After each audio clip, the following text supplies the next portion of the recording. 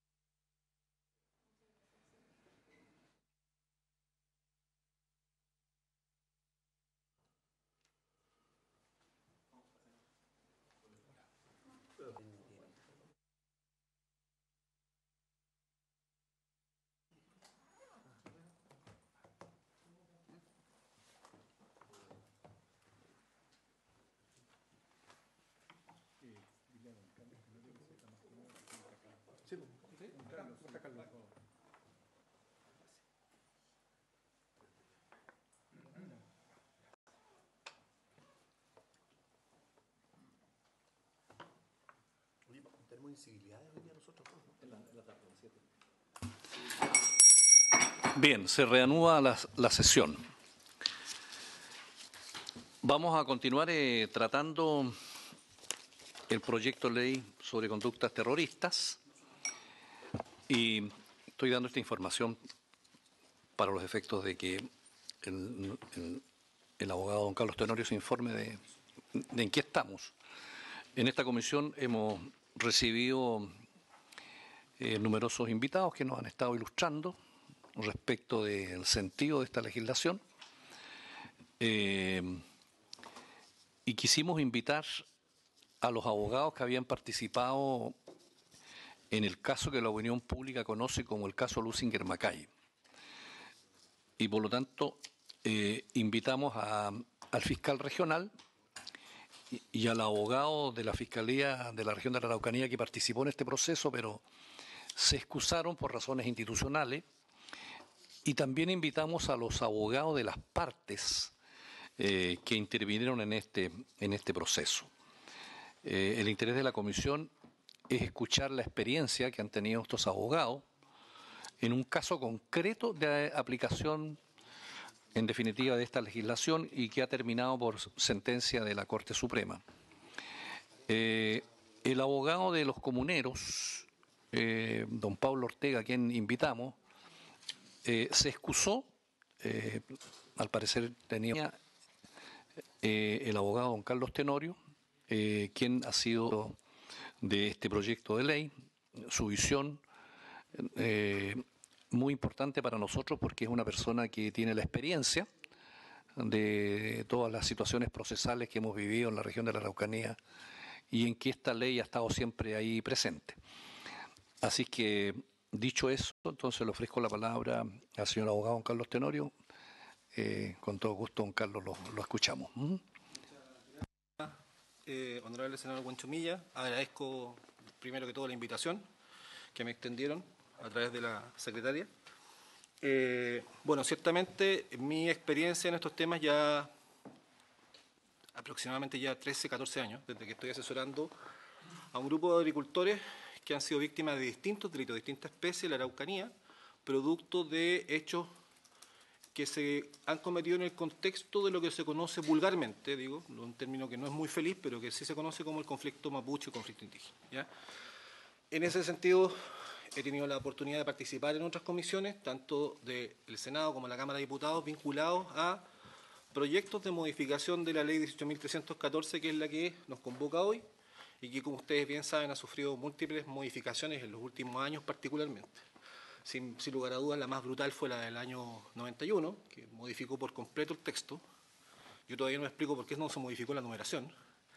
Nos hubiésemos ahorrado décadas de discusión de que era la ley o no era la ley de Pinochet, pero en los últimos años ciertamente ha tenido una modificación, persistentes modificaciones y discusiones, tanto en el ámbito legislativo como en el ámbito judicial, y muy particularmente a propósito de lo que viene ocurriendo en la Araucanía, donde se ha discutido a nivel político y a nivel judicial, por cierto, y académico, esta normativa. Lo primero que debo decir, después de tantos años de estudio del tema y ya por osmosis, es que a mí me parece fundamental entender que lo primero que debemos comprender todos los que nos dedicamos al mundo de lo penal es que cualquier modificación que hagamos a una ley tan crítica y tan severa como la ley de conducta terrorista, probablemente tenga altas probabilidades de fracaso si no hacemos una reforma sustancial a lo matriz, y lo matriz es el Código Penal. Chile tiene un Código Penal de 1874. Sus bases están hechas sobre teorías que hoy día forman parte del museo de la Academia del Mundo Penal. Me corregirán aquí los más penalistas que yo, pero me parece que en esa época era novedosa la teoría causalista, ¿no?, del delito. Entonces, hoy día, aplicar cualquier norma miscelánea, entre ellas la de la ley de conducta terrorista, con la estructura del Código Penal, es un proceso complejo, si no se quiere decir, si no debemos decir realmente imposible. Hay que hacer una construcción dogmática muy severa. Y eso uno lo analiza en los fallos. En los considerandos de los fallos, va analizando eso.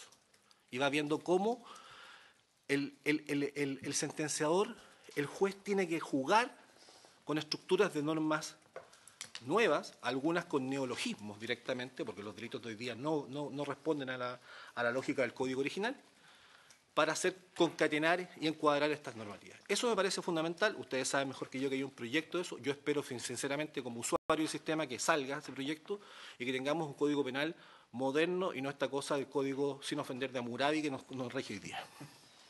Con delitos incluso de faltas de carruaje en el 496, creo que tenemos todavía algunas faltas de carruaje. Yo andaba en carruaje en la zona central nomás, por motivo. Pero, exactamente. Claro, sí, exactamente. En la ruta del vino creo que tenían algunas de esas cosas. Y esta cuestión tiene que ver con algo, más allá del comentario, tiene que ver con algo también que es de toda lógica. O sea, la estructura con la cual se crea el Código Penal responde a una sociedad completamente distinta, una sociedad oligárquica, donde, fíjense ustedes, ¿cuál era el bien jurídico protegido más importante? La propiedad. Porque la vida todavía se disponía. En 1874 la esclavitud acababa de ser abolida en Estados Unidos. O sea, la vida se disponía, de una u otra forma. Y eso explica por qué muchos delitos en contra de la propiedad tengan una sanción mucho más dura respecto a algunos que afectan la vida o la integridad física.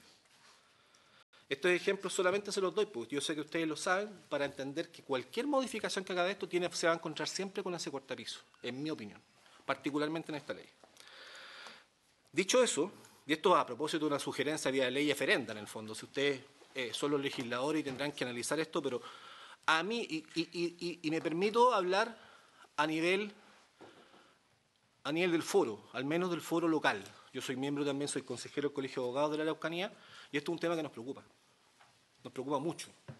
El que nos hemos encontrado muchas veces con trabas a través de normas misceláneas, o normas que están fuera del Código Penal, porque hay más delitos fuera del Código Penal que dentro del Código Penal, eso es indudable, para la aplicación correcta en sede jurisdiccional. Ahora, yendo ya más al caso concreto de lo que guarda relación con la ley, lo primero, y que seguramente ustedes lo habrán escuchado reiteradamente, que uno tiende a criticar, o a analizar críticamente, mejor dicho, es la cantidad de definiciones de terrorismo. Hay tantas como miembros de países miembros de la FIFA, yo creo. La FIFA tiene más miembros que la ONU. Y obedece muchísimo, si uno lo analiza comparativamente, de hecho, solamente en el contexto de Sudamérica, las definiciones son abusivamente distintas. Obedece mucho a la percepción de la sociedad que legisla sobre la materia. Es distinto al homicidio. El homicidio es más o menos una cuestión bastante clásica en cuanto a su definición y su descripción típica. Y nos hemos dado cuenta que ya a partir de la primera modificación, que es la de la ley 19.027, que reforma por completo el texto original, que era, en buenas cuentas, una especie de precisión del antiguo artículo 8, el original artículo 8 de la Constitución, porque eso era, sancionaba ideas. En mi concepto no contiene descripciones típicas. Lo que hace es lo propio de una ley de remisión, conocida también como la ley penal en blanco, porque se remite al Código Penal en cuanto a los delitos que menciona posteriormente en el artículo 2 de la ley. Eso ya genera por sí solo un problema. No tenemos una descripción. Entonces, la forma de describir lo que son las conductas terroristas es a través de descripciones, valga la redundancia, más o menos generales. Y eso es cuando uno lo lleva al terreno propiamente jurisdiccional, es altamente complejo de probar. ¿Qué características tienen los delitos terroristas en general en el mundo? Uno, son pluriofensivos. No son delitos que afecten un bien jurídico, sino que múltiples bienes jurídicos. Y aquí la doctrina, yo diría que la doctrina más que la jurisprudencia, han tratado de abordar un concepto que integre todo eso. Yo creo que el trabajo más destacado que se ha hecho en Chile el último año ha sido la doctora Mirna Villegas. No comparto sus conclusiones, pero ciertamente ha hecho un trabajo serio y profundo respecto a este tema, y que ha abundado en y que de hecho hay algunas indicaciones al proyecto de ley en ese sentido de señalar que son delitos que afectan el orden institucional democrático. En ese sentido, yo considero, y lo he sostenido en otras, tanto a nivel académico como en otras sesiones, que reducir a nivel práctico la descripción terrorista solamente a aquellos que afecten o persiguieren esa finalidad, primero puede producir un problema de nevis in idem, porque eso está regulado en una ley distinta, que es la ley de base, que precisamente se refiere a esa materia. Y segundo, nos vuelve a generar un problema crítico que es la definición. ¿Qué es lo que altera el orden institucional democrático? La precisión, la descripción típica, la claridad del tipo es fundamental en materia penal. Fundamental. Es reducir la capacidad de interpretación del abogado y del juez, básicamente. Y eso es con lo que nos encontramos. Y con eso nos vamos a encontrar además en el caso Luxinger-Mackay, a propósito del motivo de la invitación por la que estoy acá.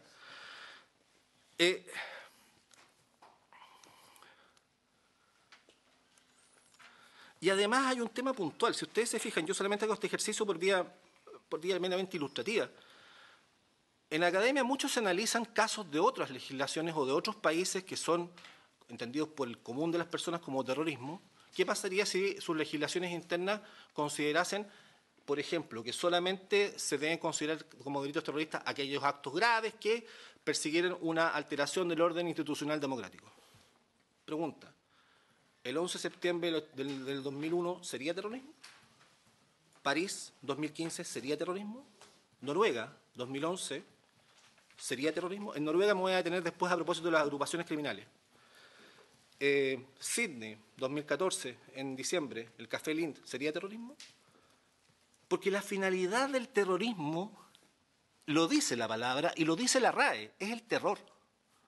Es decir, el delito no se agota en el resultado de la comisión de la descripción típica base, el homicidio, por ejemplo, matar, muere, sino que se agota en tanto cuanto hay una finalidad posterior, que es el terror.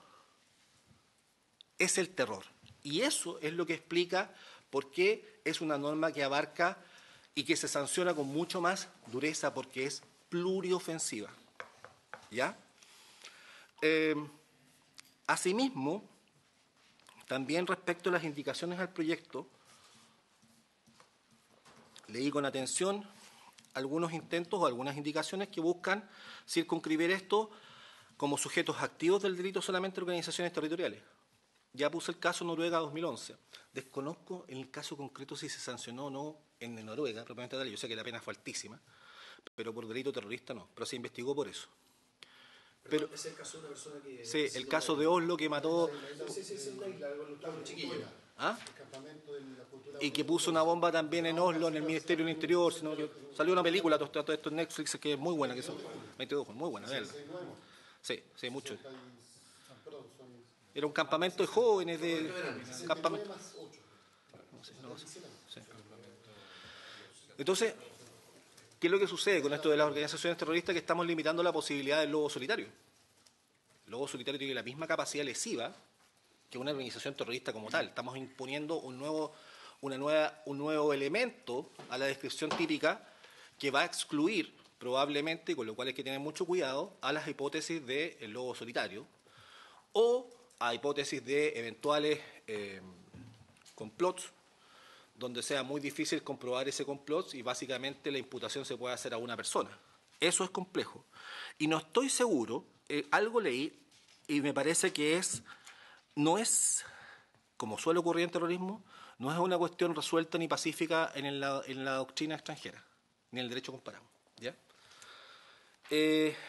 Por eso les decía yo que la clave de la definición de terrorismo, y lo hemos visto nosotros en los juicios, en los que he participado, que han sido muy pocos por temas terroristas, Luxinger-Mackay, decirles eso, en cuanto a juicio, es el terror.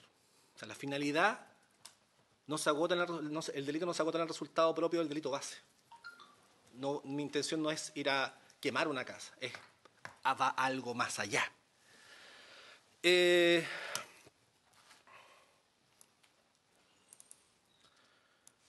Una de las cosas que uno encuentra que son digámoslo, de general aplicación o de general consenso en materia terrorista es sí la finalidad de provocar terror o temor y la de arrancar decisiones de las autoridades. Esa es una cuestión que está bastante más afianzada, tanto a nivel interno, por lo que yo he leído, como a nivel internacional, con algunos matices, ¿ya?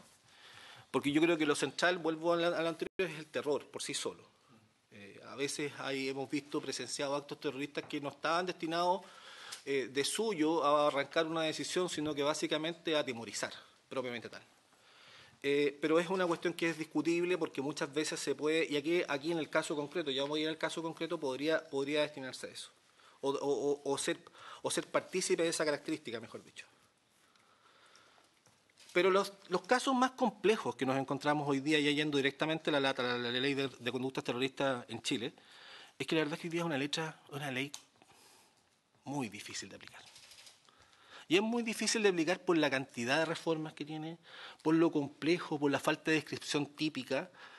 Voy a decirlo, yo creo que a veces por el uso indebido de la misma que ha generado que en el mundo extrajurídico sea mal vista.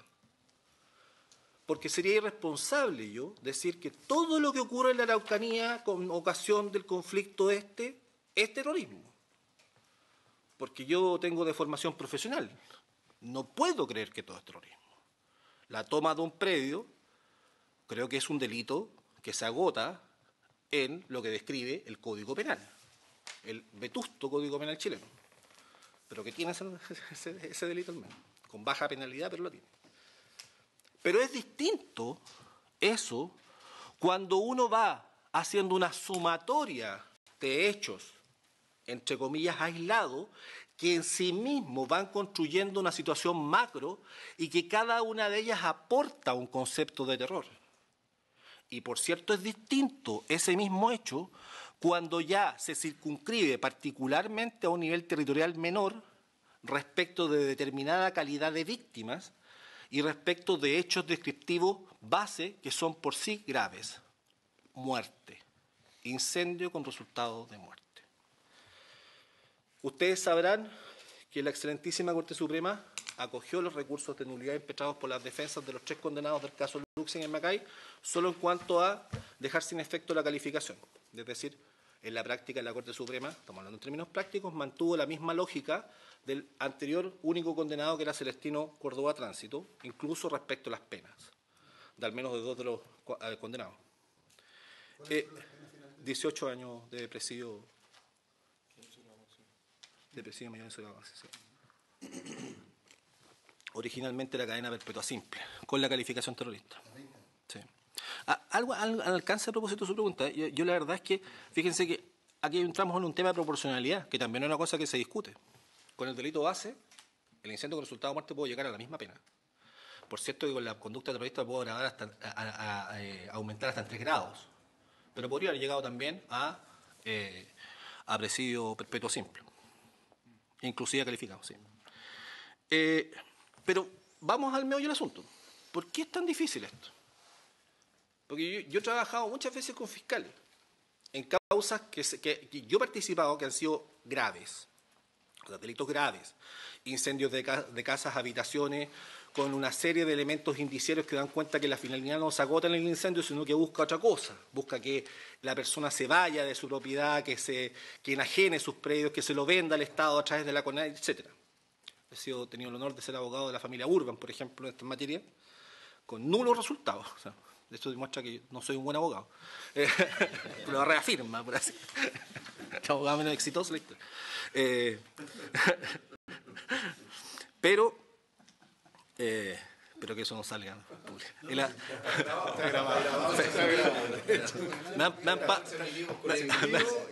me han pasado cosas peores, honorable senador. No, seguramente no. Pero era cosa de tiempo. El punto central de por qué es tan difícil, y cuando uno asume la parte acusadora de esto, dice, oye, me estoy echando una mochila con piedra, es por la dificultad de acreditar esta finalidad. ¿Y dónde está el meollo de la dificultad de acreditar esta finalidad? que lo que los tribunales nos han venido pidiendo nosotros para acreditar este dolo directo, este dolo terrorista o dolo directo, que es la finalidad de ocasionar temor, etcétera, me están pidiendo una prueba directa, concreta, positiva. Es decir, me están pidiendo básicamente que la víctima hable. O, peor aún, que el sujeto activo del delito, el autor, confiese que su intención era otra. Su intención era causar temor. Es una prueba imposible. Olvidémonos un momento por el caso concreto y vayamos en abstracto a analizar este tema. Todas las organizaciones criminales, todos los lobos solitarios que actúan sobre la base de delitos que van mucho más allá de la descripción base, pensemos en las mafias, no quiero comparar una cosa, solamente pensemos en las mafias. ¿Ustedes creen que van a ir a confesar? Salvo en esta película Buenos Muchachos, ¿no es cierto?, donde confesó finalmente. No van a confesar. Por eso se ha construido doctrina en el extranjero que busca y admite, con muchas críticas, por cierto, una tercera vía para esta clase de delito. Una vía donde las garantías procesales se relajen. Porque si no, son virtualmente imposibles de perseguir. Nosotros, en el caso Luxinger y Macay, tenemos 2, 3 condenados más, gracias a un testigo, a un coautor delator. Gracias a eso. Y tenemos un primer condenado gracias a que don Werner Luxinger, que en paz descanse, disparó.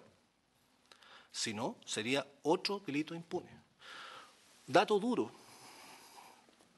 ¿Saben cuántas casas habitación han quemado en la Araucanía en los últimos 15 años? De campo.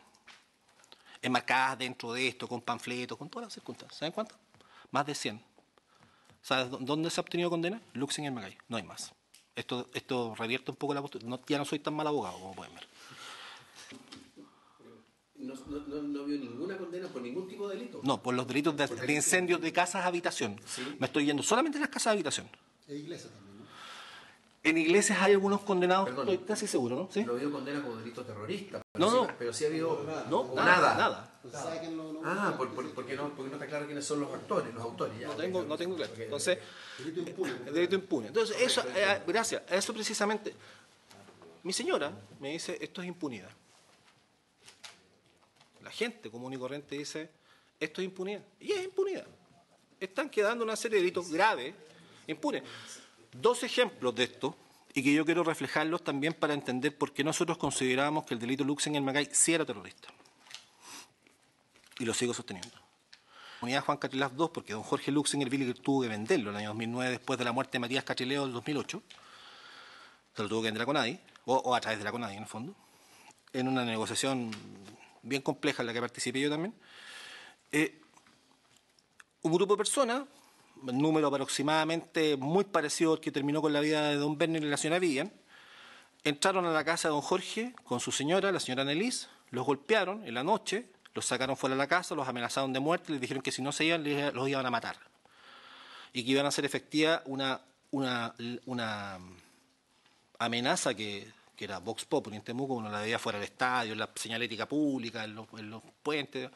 Luxinger, primero tus casas, después tu sangre, que era una amenaza a toda la familia. Esa amenaza se verificó esa noche respecto a don Jorge, lo quemaron, lo golpearon, lo dejaron herido, varios días en la clínica, y le quemaron la casa y se fueron. El 16 de agosto del año 2008, a las 11:30 de la noche, a otra familia Luxinger, don Eduardo Luxinger y la señora Olga, entraron a su casa igualmente, muy cercano, todos predios cercanos, estamos hablando de un perímetro bastante pequeño dentro de los rangos rurales, por supuesto. Igualmente los sacaron de su casa, los amenazaron, los golpearon, los dejaron heridos, les dijeron que si no se iban los iban a matar, les quemaron todas las instalaciones, 100%, un campo de 70 hectáreas. 70 hectáreas al alcance porque en la Araucanía 70 hectáreas no es mucho. O sea, no es una cantidad de superficie como para que uno diga, de hecho, latifundista o rico. Y ese hecho se replica precisamente el día 4 de enero del 2013, en la madrugada del 4 de enero del 2013, fecha que además, ojo, no es inocua. Desde que lamentablemente muere don Matías Catrileo el 3 de enero del año 2008 en el Fondo Santa Margarita, los 3 de enero y los días previos y los días posteriores siempre han sido épocas del año en que se ha visto incrementada la violencia en la región. Y particularmente en ciertas zonas, particularmente Vilcún, Padre Las Casas, que son comunas que están aledañas a la comuna de Temuco, que están muy cerquita y que tienen altos índices de atentados de esta especie, con leyendas, con panfletos, con amenazas, inclusive con pasquines, a través de pasquines electrónicos que anticipan que van a hacer manifestaciones, básicamente eufemismos para describir situaciones violentas. ¿Por qué hago este alcance? Porque en nuestra opinión, y aquí discrepo yo, o sea, humildemente con lo que sostiene la excelentísima Corte Suprema, me parece que el dolo terrorista se acredita a través de los elementos objetivos que arroja el sitio del suceso. Es decir, yo no puedo esperar incorporarme en la psiquis del autor, meterme en el pensamiento del autor, porque eso es virtualmente imposible. Eso es dejar en la absoluta impunidad infinidad de delitos, no solamente esto. Tengo que ver y concatenar todos los elementos de juicio que tengo alrededor. Fecha, panfleto, comunicados, reiteración de hechos. La familia Luxinger. Ya les mencioné en su momento esto de Luxinger, primero tus casas y después tu sangre. Un comentario respecto a esto. Después que don Jorge Luxinger Villiger, se confunden con Jorge Andrés, pero son personas distintas, tío uno al otro, vende su campo a finales del 2009, la verdad es que el nivel de tensión respecto a él bajó. Es decir, se obtuvo el resultado, arrancar una decisión de la autoridad de comprar un predio, venta que, para los que son abogados van a entender esto, lo más parecido a la fuerza moral. O sea, una hipótesis de un contrato absolutamente impugnable en cuanto a eficacia jurídica. Lo que es no querer vender y tener que vender. Muy cercano a la expropiación. A mí que me gusta la precisión, y yo prefiero que me digan por su nombre la cosa, me están expropiando. Después de eso, don Jorge Luxinger Villiger tiene, por supuesto, una situación en la cual baja el nivel de tensión respecto a él. Teníamos antecedentes concretos de amenazas en contra de su persona. Baja, sigue viviendo con protección, de hecho hasta el día de hoy, en un domicilio que es desconocido por la mayoría, por tema de protección. Pero el 2 de enero del año 2013, en horas de la noche, irrumpen en un hotel de la ciudad de Temuco, Hotel Don Eduardo, que está en un sector muy céntrico, un par de personas lanzan panfletos y hacen unos rayados, ¿cierto?, fuera suizo del Gualmapu, etcétera, fuera Luxinger, y un panfleto directo donde decía fuera familia Luxinger del territorio mapuche, Jorge Luxinger Villiger, en tu predio Santa Margarita murió Matías Catrileo, primero tus casas, después tu sangre, etcétera. Una amenaza concreta en contra de toda la familia. Esto se los voy a comentar por una vía, o sea, es mi experiencia. El día 3 de enero me llama don Jorge muy temprano, me dice, Carlos, juntémonos porque me pasó esto caso. Nos juntamos, el día 3 de la tarde, yo le dije, mire, yo estoy muy contento que usted esté fuera de todo este circuito violento, así que ojalá no volver a exponerlo, pero este hecho me parece grave. Yo presentaría algo.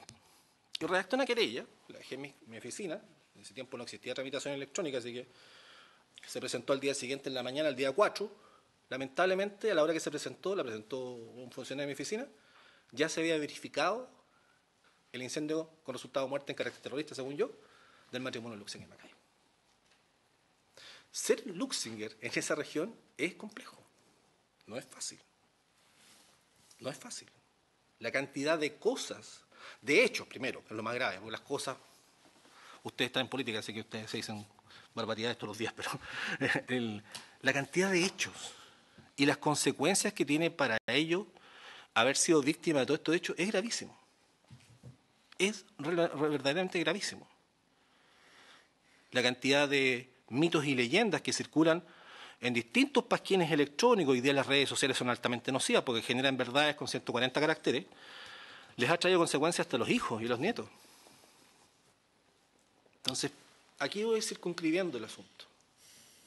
Estamos hablando de un grupo de personas que concurre con una calidad, agricultores de un determinado sector, que se ven compelidos a adoptar una decisión por vías de hecho o debido a las vías de hecho. Y en este sentido me quiero hacer cargo brevemente de otra indicación que pude ver al proyecto, que en particular es la indicación del honorable senador Navarro, cuando él señala que debiesen quedar fuera de la aplicación de esta ley todos los hechos que se enmarquen dentro del contexto de recuperación de tierra del mundo mapuche en particular. No puedo, sino como abogado, decir que me parece una situación francamente impresentable. Porque estamos hablando de vulnerar un cimiento básico del Estado de Derecho, que es la igualdad de trato. Igualdad de trato que responde a la concepción más elemental de Aristóteles. No puedo tener un sistema legal que beneficie a unos u otros de una manera donde traspasen los umbrales más prístinos de la discriminación positiva, que por cierto que existe y se comprende. Pero en este caso, por cierto que no le encuentro razón a una norma como esta. Pero es aún más. Y esto es un asunto del cual quiero decirles que nos hicimos cargo, no solamente yo, sino que también el abogado del Ministerio del Interior, durante el desarrollo de los últimos juicios Luxinger-Macay. En mi concepto, el fin no justifica los medios. Y en mi concepto, el mundo indígena en general y el mundo mapuche en particular tiene sendos derechos que están recogidos y reconocidos en cuerpos normativos vigentes en Chile. Ley 19.253, Decretos Supremos 395 y 394 del año 94, Mideplan, Convenio OIT 169, Ley de Borde Costero, entre otros. Pero ¿qué es lo que nos dice? ¿Qué es lo que nos dicen los principios elementales de un Estado democrático? Que la autotutela se desterró. Bajo ningún respecto podemos justificar la autotutela. Esto lo ha reconocido afortunadamente la excelentísima Corte Suprema a propósito de un caso vinculado a esto, en voto de prevención, que lo ha dicho efectivamente. Y también en un caso vía recurso de protección de la Ilustrísima Corte de Apelaciones, ratificado después, vía rechazo al recurso de apelación por la excelentísima Corte Suprema. La autotutela está desterrada, está restringida a casos muy específicos. Entonces, cuidado con caer en la tentación de decir que el sustrato, la base, la esencia de una demanda, por justa que sea, justifica los métodos de reivindicación de la misma. Eso no puede ocurrir, en mi concepto, no puede ocurrir, porque es el principio del caos. Y peor aún, y con esto podría ir terminando, peor aún, y es un temor muy especial que tengo yo. Durante mucho tiempo, en mi concepto, he visto cómo la sociedad de la macroaraucanía se ha ido fragmentando.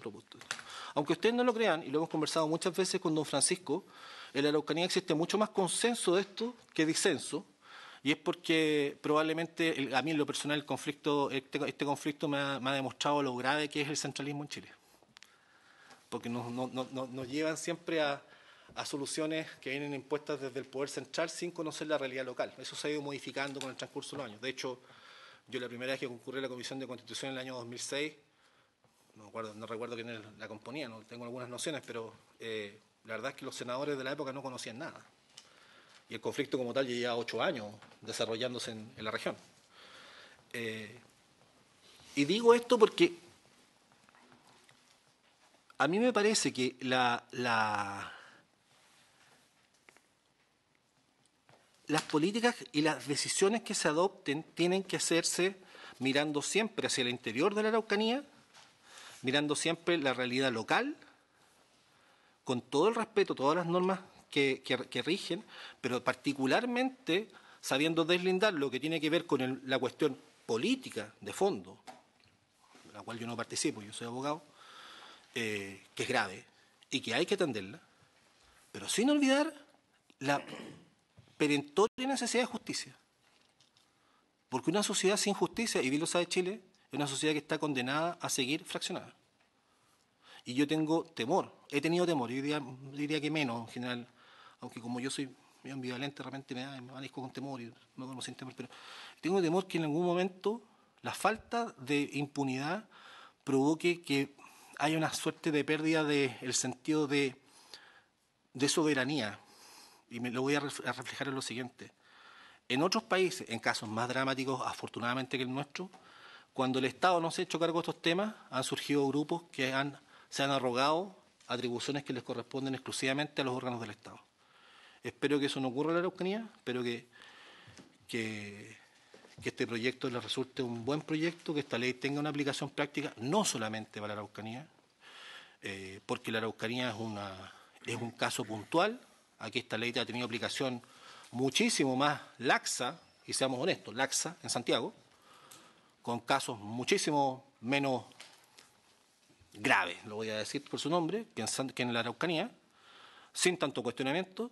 Creo que los estados, y el nuestro en particular, no pueden dejar de tener una sanción a este tipo de conducta, porque están presentes en la sociedad, y no debemos caer en la tentación de justificar cualquier clase de hecho, por justa que sea la causa de fondo que lo reivindique. Y yo termino diciendo esto. El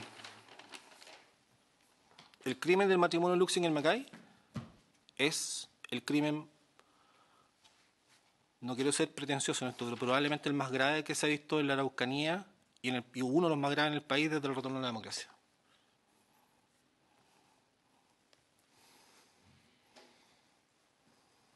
Muchas gracias.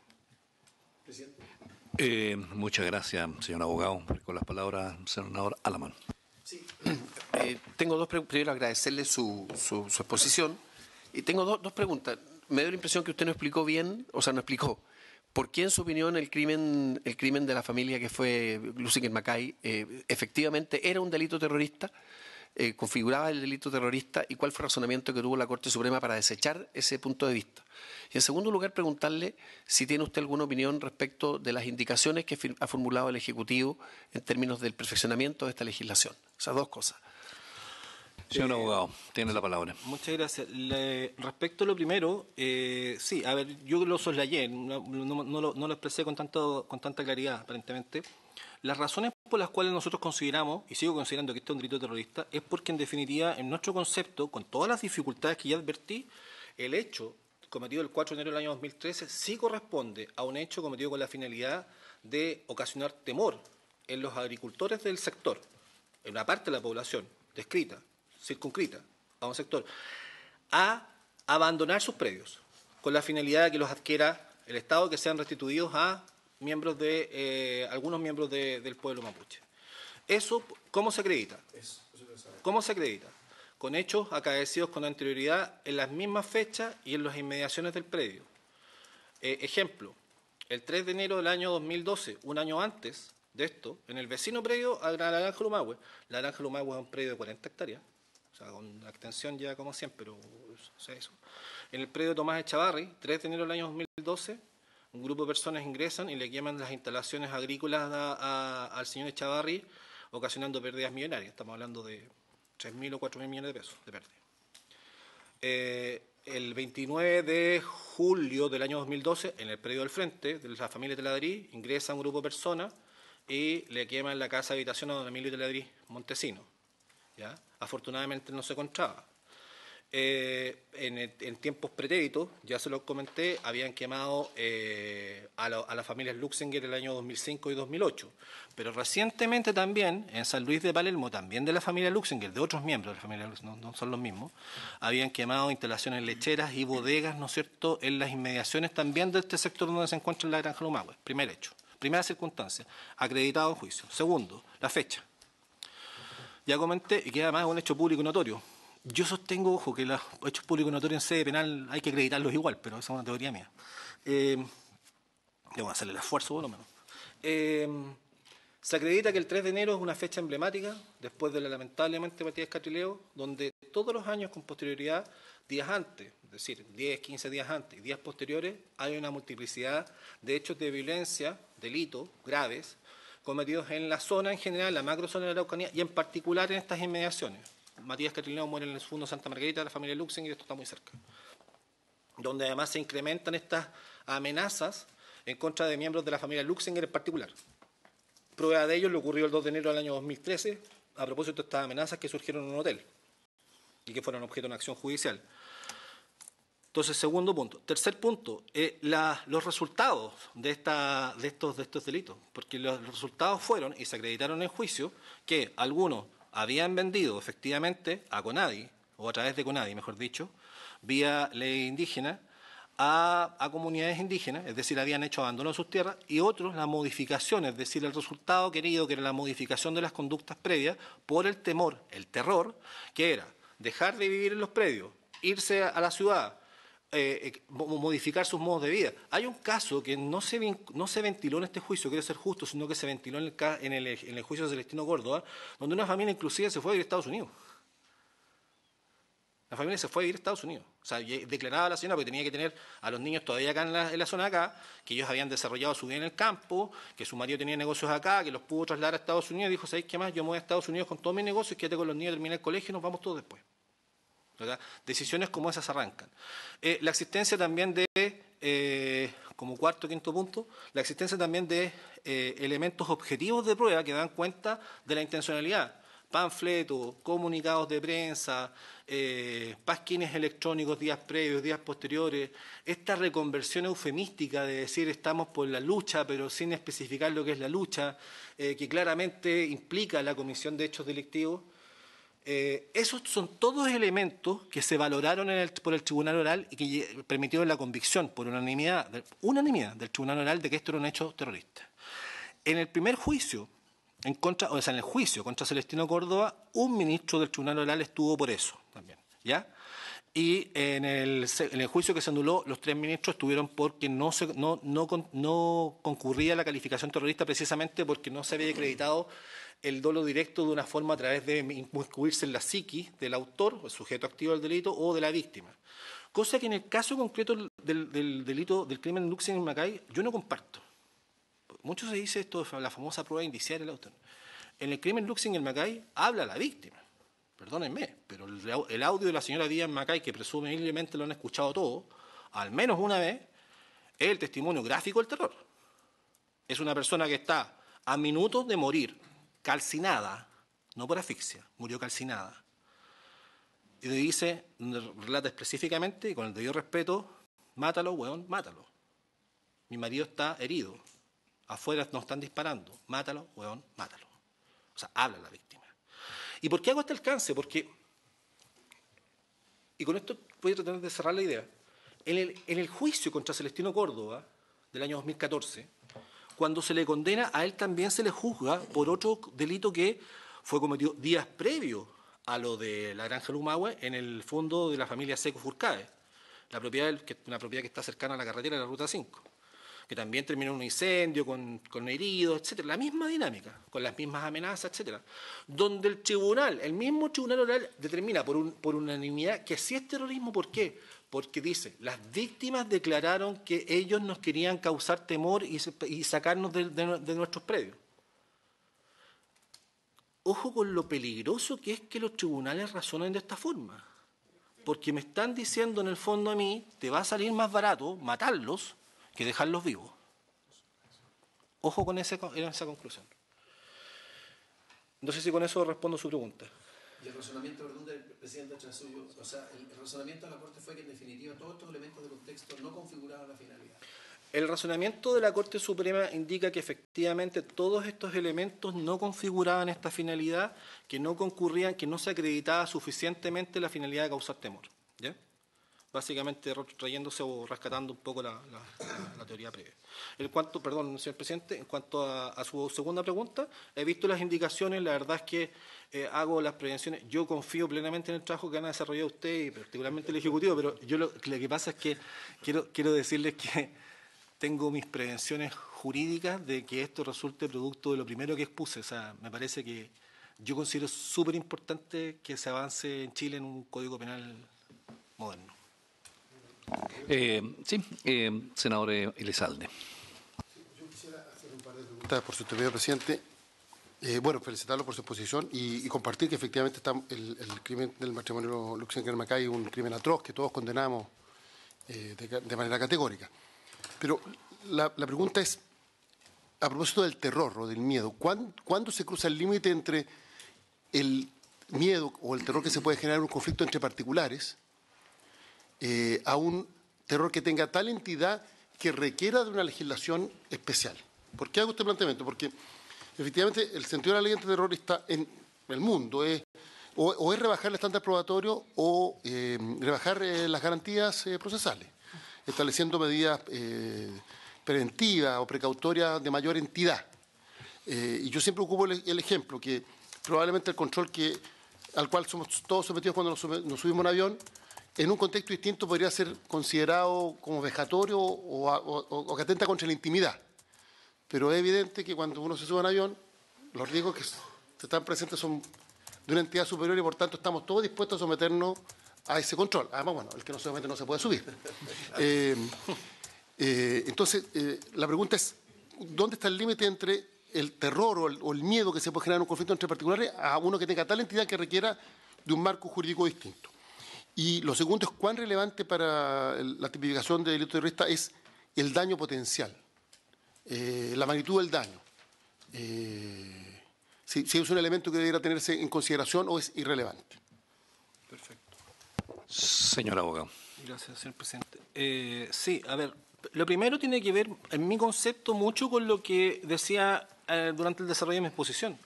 Guardo relación con que hay ciertos delitos que se agotan en cuanto a la finalidad en la producción del resultado. Voy a poner un ejemplo que lo hemos puesto muchas veces también en foros y probablemente acá. ¿Qué diferencia entre el temor de una persona que vive en Vilcún, en esas fechas en particularmente, o en general durante el año, a una persona que vive en ciertas comunas o sectores donde la delincuencia está desatada, por así decirlo? No quiero poner nombres para no estigmatizar a nadie, pero nos podemos imaginar. ¿Cierto? Claramente las dos partes puede existir. A mí me daría temor vivir, especialmente por mis hijos, en sectores donde la delincuencia esté desatada. Pero la diferencia está en que cada delito en particular y todos esos delitos en particular se agotan con el resultado propio del mismo. Es decir, la mexicana, el robo, el asalto, etc. En esta clase, en los delitos terroristas, el resultado propio del tipo base no agota la finalidad es otra. La finalidad de los autores del 11 de septiembre del 2001 no era matar no era matar, no era chocar el avión, destruir un avión de una compañía aérea multimillonaria, ni tampoco matar a los pasajeros por sí solos. Era causar la paranoia y terror que terminó como terminó en Estados Unidos y en el mundo. Esa era la finalidad. Entonces, siempre los umbrales son complejos, particularmente, como usted bien lo dice, cuando estamos hablando de normas que obedecen a esta denominada tercera vía. Pero, por eso decía en su momento, hay cierto tipo de delitos cometidos sea por organizaciones criminales o con lógicas de organizaciones criminales, donde todo indica que si queremos superar los estándares de impunidad, el Estado tiene las justificaciones suficientes para rebajar esas ciertas garantías. Ahora, respecto de eso, y si me lo permite, una precisión, porque es súper importante respecto al tema del Luxemburgo-Macay. El Luxemburgo-Macay, mucho se ha dicho después respecto de otras cosas que guardan relación con la prueba y con la calidad de la prueba. Yo no me voy a referir a eso, la verdad es que no las comparto para nada y me provocan cierta irritación a veces cuando las escucho, pero pues yo he participado desde el día cero en esto. No quiere decir con eso que ustedes van a decir que este tipo está diciendo la verdad, pero al menos yo creo estar siendo súper honesto con ustedes. Pero quiero decir lo siguiente, ¿cuáles fueron las verdaderas situaciones excepcionales, por así decirlo, en Luxemburgo-Macay por la calificación terrorista en cuanto a la etapa investigativa y la etapa de juicio? ¿Saben cuál es? La real diferencia con otro juicio guardó relación con el régimen de prisión preventiva en cuanto a su revisión. Es decir, cuando en una causa no terrorista yo reviso una prisión preventiva ante el superior jerárquico, ante la Corte de Apelaciones, basta con un voto 2-1 para que la persona, a favor, para que la persona se revoque la prisión preventiva y se fije otra cautelar. Aquí requiere la unanimidad de los miembros. Pero eso no es un problema de la ley de conducta terrorista, eso está en la Constitución. Artículo 9. Entonces, cuando la gente dice, esto de los tweets, que señor, oye, mira, es que la ley... Señor, infórmese. Eso está en la Constitución. Entonces, no es que... Por eso es bueno ser preciso en estos temas, ¿no? O sea, no es, yo no tengo... En el juicio de Luxemburgo-Macay no tuve testigos protegidos. O con rostro cubierto. No tuve ninguna de esas intromisiones. Y quiero ser más honesto aún. Nosotros nos preocupamos como querellantes de que esto no fuese así. Queríamos un juicio prístino porque la instrucción de la familia es queremos justicia, no venganza. ¿Ya? Su segunda pregunta era... Perdón. Lo del daño, sí. si la magnitud del daño es un elemento relevante para considerar una conducta terrorista o no, o es irrelevante. No, yo creo... Potencial daño, no necesariamente el daño efectivamente. Sí, yo creo que eso es un tema mucho más fino de discutir, porque efectivamente hay ciertos daños que por sí solos, es decir, cierta magnitud, no representan la misma necesidad de reproche penal, por cierto. Y por eso yo también partí distinguiendo, y con esto me hago cargo de lo que digo, porque hay personas que yo sé que en mi zona no les va a gustar, que yo se los he dicho en su cara, que para mí no todos los hechos que ocurren en la Araucanía en un marco de violencia pueden ser tipificados de terroristas. O sea, me parecería que partir de la premisa inversa sería un error conceptual grave. Pero asimismo, me parece que ciertos hechos sí no se satisfacen con el delito base. Fíjese usted, en abstracto, nuevamente, el delito del crimen Luxing en Macay es un incendio con resultado de muerte. Ejemplo, yo voy a la casa del vecino, que me cae mal, me planteo potencialmente la posibilidad que el vecino esté o no esté ahí, y lo voy a quemar en la casa, y el vecino muere. ¿Es lo mismo que le ocurrió en Luxing en Macay? ¿O en Luxing en Macay hubo un dolo distinto? Y no solamente el dolo de matar, sino que un dolo distinto. La connotación, el entorno, la fecha, etc. Cierto, obtengo un reproche penal porque tengo una condena efectiva, espero que se cumpla. Pero la descripción básica no me satisface lo que realmente ocurrió. Esa distancia sideral que tengo entre la descripción básica y lo que realmente ocurre, debo subsanarla. Y la única norma que se acerca, en mi concepto, sustancialmente a lo que ocurrió, es la ley de conducta terrorista. No es la ley de base, no es otra. ¿Ya? No sé si con eso contesto. Gracias, señor abogado. Senador don Víctor Pérez. Gracias, presidente. Bueno, agradecer la exposición porque ha sido extraordinariamente ilustrativa. Pero yo quisiera partir de lo que a mí más me preocupa de lo que usted dijo al principio, que es que mientras no tengamos un código penal moderno, siempre se corre el riesgo que una ley como la ley terrorista fracase o no sea efectiva.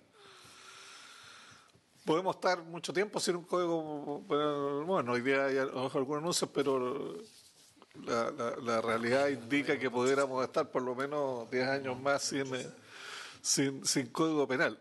Esa apreciación jurídica suya de que si la matriz, que el código penal no está adecuada a los tiempos modernos, influye de una manera sustantiva en una ley como la ley terrorista, no hay ninguna manera de superarla, no hay ninguna manera de impedir ese efecto. Y el segundo, que pudiera ejemplificar cómo opera esto, según usted, de que teniendo una ley terrorista que pudiera ser redactada adecuadamente, pero con un código absolutamente atrasado, genera las dificultades que hacen que no sea eficaz. Señor abogado.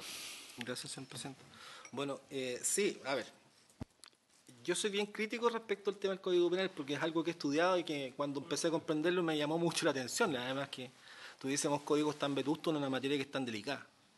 Porque los tipos penales responden mucho a la percepción de la sociedad en el momento. Esto es muy distinto al Código Civil, es muy distinto a otros cuerpos normativos. ¿En qué se ven, qué se manifiestan esas diferencias? Por ejemplo, proporcionalidad de la pena. Voy a poner un solo ejemplo que es súper... Perdónenme el ejemplo, pero lo voy a poner porque es súper contingente. Lo que pasó entre el condenado este señor Garay, ¿no es cierto?, que fue condenado 7 años, entiendo, versus lo que pasó en el caso Penta, que terminó con un juicio abreviado, entiendo, ¿no es cierto?, con una pena inferior. En abstracto nos podría parecer que el segundo hecho es más grave. En abstracto nos podría parecer, a contrario senso, que el primer hecho es menos grave. Hubo menos afectación, daño, como me decía usted. No obstante lo anterior, yo me encuentro con que esos problemas me los genera el Código Penal. Porque hay una conducta que está más sancionada que otra en el Código Penal. Y esto tiene que ver con proporcionalidad. Y aquí me quiero detener. Proporcionalidad. Una de las cosas que uno siempre discute, particularmente en leyes misceláneas, léase ley de drogas, por ejemplo, ley de delitos sexuales, es que hay una desproporción entre esas normas externas con las normas base. Yo sanciono muy duro el abigeato, el robo de una gallina versus un homicidio simple. Esto tiene una extra sanción, una sanción demasiado rígida versus lo que pasa en el Código Penal. Y esa crítica, que es una crítica subjetiva, si usted la quiere, traspasa a los jueces, por cierto. El juez no deja de pensar como estamos pensando todos y de razonar, más aún hoy día con un sistema de sana crítica, que es el que rige el sistema penal. El juez no deja de estar ajeno a eso. Por lo tanto, las reglas base tienen que ser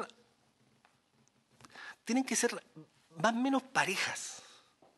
Si yo tengo una estructura, voy a poner un ejemplo de construcción. Si yo tengo una estructura en una casa muy bonita, en lo que guarda relación con el primer piso, ¿no es cierto?, el segundo piso, pero tengo las fundaciones, ¿no es cierto?, tengo el radial abajo hecho con materia orgánica, la casa se me va a caer. Tarde o temprano se me va a caer. Es una regla de la construcción. Si me equivoco y algún constructor me quiere controvertir, por favor, porque no soy experto. Mi señora es constructor, sí. Pero se me va a caer. Y aquí me pasa lo mismo. Yo me encuentro con eso. Y, por ejemplo, esto lo puedo discutir vía proporcionalidad, por ejemplo, vía Tribunal Constitucional, vía Corte Suprema, vía recurso de nulidad, etcétera. Estas cuestiones no dejan de ser discutibles y esa base es la que me provoca esa discusión. Ahora, dicho eso, ustedes están trabajando en una modificación a un cuerpo legal complejo, crítico, y queremos que se les dé aplicación. ¿Cómo se logra eso? Me estás poniendo una pregunta compleja, no sé si puedo responderla, pero yo creo que en la medida que podamos tener una descripción de los delitos bastante precisa, que ojalá se satisfaga por sí sola, que ojalá al tribunal le quede claro cuáles son las vías para acreditar ese hecho, para acreditar la calificación terrorista concreta. Y en ese sentido, por ejemplo, vuelvo al ejemplo primero, a la crítica primera que dice a una indicación, el sostener que los delitos terroristas solo obedecen, y aquí voy a controvertir a la distinguida doctora Villegas, a aquellos que afectan el orden institucional democrático interno, el orden constitucional, etcétera, o al Estado de Derecho, como también creo que fue una indicación del senador Arboe, me parece que nos invitan a una especie de ley penal en blanco, es decir, nos están invitando a una norma que yo no tengo que entrar a discriminar en juicio qué significa. La precisión aquí es base, la precisión aquí es lo que nos va a provocar de una forma u otra el poder superar estos temas en el futuro. No sé si con eso contesto su pregunta. Bien, muy amable, muchas gracias, señor abogado. Yo quería también hacer 2 o 3 comentarios, alguna pregunta. Quiero hacer un comentario sobre el contexto y un comentario sobre el elemento subjetivo del tipo penal al cual usted se ha referido. Bueno, es evidente que en la región de la Araucanía y en la zona sur ocurren una serie de hechos que revisten los caracteres de delito. Esto a partir del año de diciembre del año 97. Entonces llevamos más de 20 años en esta situación, viviendo periódicamente esta comisión de hechos delictuales. Entonces, la pregunta es ¿cuál es la respuesta del Estado frente a estos hechos y a otros? Porque la ley antiterrorista respondió, tal como usted lo dijo, a un contexto político distinto al año 1984, ¿no es cierto?, donde el gobierno de la época dictó esa ley teniendo en consideración un contexto, una finalidad. El año 91, cuando varios de los que estamos aquí éramos diputados, el contexto era otro. No aparecía en este minuto lo que pasaba en el sur de Chile. Ni el 84, ni el 91, nunca estaba presente, digamos, lo que estaba pasando en la Araucanía, en la región de Chile, cuando se dictó la ley antiterrorista y cuando se modificó sustancialmente la ley antiterrorista. Entonces, como estamos hablando de contexto, entonces yo digo la respuesta del Estado frente a un fenómeno nuevo que aparece, entonces, de nuevo, le damos un contexto a la ley antiterrorista diciendo, ahora estos hechos de ahora sí vamos a tener que aplicárselo. Porque el Estado tiene múltiples herramientas para entender, digamos, y tratar de resolver esos temas. Está de la partida esta propia ley, pero está también la Ley de Seguridad Interior del Estado, dictada en otro contexto democrático, con otros temas. Está el propio Código Penal, digamos, por muy vetusto que sea. Y eventualmente también, si se diera el caso, estaría también la Ley de Control de Armas, digamos, si es que hubiera problemas de esa naturaleza. Entonces, el contexto nos lleva a una cosa muy larga, digamos, porque probablemente, si nosotros hubiéramos tenido aquí a los abogados de los comuneros, como los invitamos, que lamentablemente no vinieron, probablemente se hubieran referido a un contexto desde el otro punto de vista, totalmente distinto, diciendo, mire, el contexto que se vive ahí es y ese contexto se hubiera traspasado probablemente a la época en que los Lusinger llegaron a Chile y la forma como actuaron con los comuneros y con los predios. Entonces yo digo, nosotros podemos como Estado, como legisladores, el contexto puede explicarme a mí lo que pasa, pero no me puede justificar lo que pasa. Porque si fuera por el contexto, unos y otros van a tener muy buenas razones para probablemente odiarse. La pregunta es si el Estado puede legitimar esos odios, o eso da cuenta de que estamos frente a procesos políticos de una naturaleza distinta, como es la tesis que yo he sostenido, que yo sostengo que la situación de la Araucanía es un problema político y que tiene otras causas, porque el contexto, digamos, es complejo, porque yo le digo, el elemento subjetivo del temor. Bueno, ¿y acaso en el Barrio Alto, con todos los portonazos que hay, yo le digo a la gente que vive al lado de la gente que le roban ahí, y con todo lo que vemos, ¿acaso nos viven también atemorizados de que le va a pasar lo mismo? En ese contexto, veamos las estadísticas de delitos que hay con respecto a los robos en Santiago y a toda la delincuencia. Yo creo que hay más temor ahí que en la Araucanía en este minuto, digamos, si entramos por ese lado. Yo digo, ¿cómo actúa el elemento subjetivo, por ejemplo, en las poblaciones donde el narcotráfico está presente todos los días? Con balazos, con delitos de toda naturaleza. Evidentemente que la gente vive en un estado de terror. Entonces yo digo, ¿el contexto puede explicar, digamos, un elemento subjetivo del tipo penal? Ahora, el elemento subjetivo, la posibilidad de declararse culpable, en la propia Constitución se señala como un derecho a no declararse culpable, y lo dice también la Convención Americana, ¿no es cierto?, el Pacto de San José de Costa Rica, lo dicen todos los pactos. Si uno tiene la posibilidad de no declararse culpable, menos aún va a ser exigible que esa persona diga, mire, yo cometí este hecho con la finalidad de causar terror. Entonces, por eso que a mi juicio, esta legislación debe ser cambiada, porque el elemento subjetivo, como lo establece, digamos, la ley de conducta antiterrorista, es prácticamente imposible de probar. Pero a mi juicio, entraríamos a un terreno peligroso si dijéramos que el contexto va a justificar muchas cosas. Porque lo que pasa los 11 de septiembre, durante estos últimos 30 años, en que se produce cualquier cantidad de comisión de delito, y eso tendría que explicarlo el contexto, digamos, que la gente lo que hace eso cuando sale el 11 de septiembre o la víspera es causar temor a la población, y diríamos que estaríamos presencia en consecuencia de un delito antiterrorista, un delito terrorista. Entonces, yo lo que sostengo, y a donde quiere ir la pregunta, es si no será mejor, porque la Corte Suprema y los tribunales al final lo que tienen que dictaminar es conforme al mérito del proceso. No pueden dictaminar conforme al contexto, sino que tienen que conformarse al mérito del proceso que está. Porque pudiera ser de que ese acusado en ese proceso específico, no sea culpable, como ha sucedido muchas veces, y sean otros los culpables. La pregunta es cómo en un contexto nosotros llevamos a lo mejor a condenar a una persona que sea inocente, no obstante que el contexto diga que pudiera ser un delito terrorista, y sin embargo, por el mérito del proceso, esa persona tiene que ser juzgada conforme a su conducta específica y no por el contexto. Entonces, digo yo, ¿no será mejor, estimado colega y amigo, que nosotros pudiéramos legislar en el Código Penal una legislación moderna, acorde con las necesidades que el país tiene. Porque también los investigadores, los fiscales, la policía, quieren bajar el estándar probatorio y bajar las garantías procesales. Pero eso nos lleva a lo que pasó con la Operación Huracán, pues. La Operación Huracán, que ahora la propia Cámara de Diputados, ha sancionado políticamente a los que estuvieron ahí, al ministro y al subsecretario de la época y aparte Carabineros, porque eso quiebra todas las confianzas. Y eso, si nos vamos por el contexto, perfectamente pudiera decir a los abogados de los comuneros y a todos los dirigentes, mire, aquí el Estado, por medio de Carabineros y el Ministerio del Interior, nos hicieron un montaje. Y esto es falso.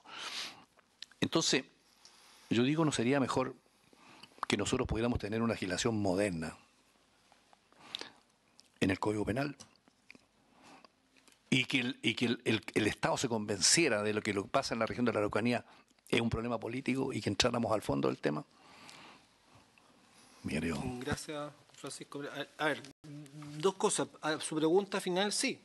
O sea, yo estoy convencido que el delito terrorista, como ocurre con el Código colombiano, hasta el Código venezolano, sin desmerecer, el Código argentino también, están dentro del Código Penal, ¿ya? Y eso es relevante en el fondo. Me parece que es una norma, es la dinámica y la esencia de las codificaciones, es decir, una estructura matriz común para la aplicación con los matices correspondientes. Sí, es un poco lo que partí diciendo. Ahora, respecto a lo del contexto, los ejemplos que pone usted, yo discrepo precisamente por lo que ya señalé. Porque en el caso del Barrio Alto, en el caso de ciertas comunas, ¿no es cierto?, que tienen el delito o la finalidad del delito se agota en el mismo. Su finalidad no es la de ocasionar terror para arrancar una decisión de la autoridad u otra cosa. Aquí, y lo que vemos en ese sentido, ese contexto del cual hablamos, por cierto que no es el contexto político al cual usted refiere, que yo suscribo por lo demás. La Araucanía, y en esto salgo un poco de lo que es mi área, Chile tiene un contexto de una historia con los pueblos originarios que no la podemos negar. O sea, no la podemos negar. Está documentado. Podremos suscribir algunos ciertos documentos, interpretarlos, ¿no es cierto?, como se hace con la historia, algunas cosas u otras. Yo tengo mi interpretación probablemente bastante más cercana a lo que piensa don Francisco, pero mi diferencia está en que, y coincido con usted que este es un tema político, pero lo que es delictual es delictual. Y en un Estado democrático lo que es delictual no puede quedar al margen del justo reproche penal, cualquiera sea la causa de fondo que haya justificado un actuar fuera del marco del derecho. Porque me parece que eso es gravísimo y la experiencia de Chile en particular respecto de eso y de las impunidades ya las hemos visto durante décadas. Por eso mismo, vuelvo al punto de cuanto del contexto como elemento subjetivo. Ese contexto, me parece, y las legislaciones modernas apuntan a esto gracias a la sana crítica, se acredita a través de los elementos objetivos que se recogen en el sitio del suceso y en la investigación. Esos elementos se acreditan de esa forma. El ejemplo que usted pone de la Operación Huracán, y que créame que lamento muchísimo que haya ocurrido esto, como ciudadano lo digo, como ciudadano, don Francisco. Por cierto que genera mayor resquemor y un justo temor de la población de decir, oye, las personas que nos están investigando se han prestado para tamaña situación burda, por decirlo de una forma delicada. No es el caso del juicio en el cual yo participé. Lo dije ya, es una causa donde la intromisión de esta ley tan criticada fue básicamente mínima y donde, más allá de las justas diferencias que pueda tener yo con abogados de la defensa, de hecho, me pidieron establecer contacto con el colega Pablo Ortega, de quien tengo el mayor de los respetos, lamentablemente no puedo estar presente y seguramente él tendría una postura distinta a la mía en cuanto a la calificación que finalmente la obtuvo, la Corte Suprema la encontró razonable, no a mí. Pero el contexto del que estamos hablando, en el caso de Luxemburgo y Macay, la gran diferencia con otras causas se provocó por una norma de la Constitución, no por una norma de la Ley de Conducta Terrorista, donde yo sí Creo estar de acuerdo con usted, es que Chile requiere una descripción típica más precisa de lo que son las leyes de conducta terrorista, que no se presten ojalá mucho a interpretaciones respecto de eso, necesariamente, y es un tema práctico, porque si la queremos hacer de aplicación práctica, tiene que tener ciertos matices en cuanto a las garantías durante los procesos investigativos, lo mismo que ocurre con el narcotráfico, lo mismo que ocurre con delitos de alta connotación pública en algunos casos, porque lo contrario estamos haciendo letra muerta. Y todo este esfuerzo es estéril. Pero sí requerimos descripción típica. Esto es algo que los profesores de Derecho Penal nos enseñaban al principio. El tipo penal tiene que ser preciso. Y por complejo que sea, ojalá no incorporarle estos verbos rectores medios ambiguos, ni estas descripciones adjetivas medias ambiguas que lo que hacen es decir, ¿qué significa esto? Y le damos pega, por supuesto, a los penalistas para que saquen tratado y a la doctrina, ¿no es cierto?, para que empiece a trabajar sobre el tema. No sé si con eso contesto su pregunta, don Francisco.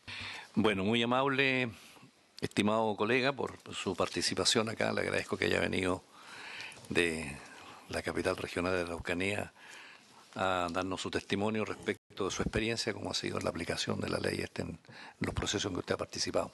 Así que le reitero mis agradecimientos en nombre de la comisión por su venida acá. Así que muchas gracias. Don Francisco, le agradezco la invitación y le agradezco también a la comisión que me haya escuchado. Bien, por haberse cumplido el objeto de la sesión, esta se levanta.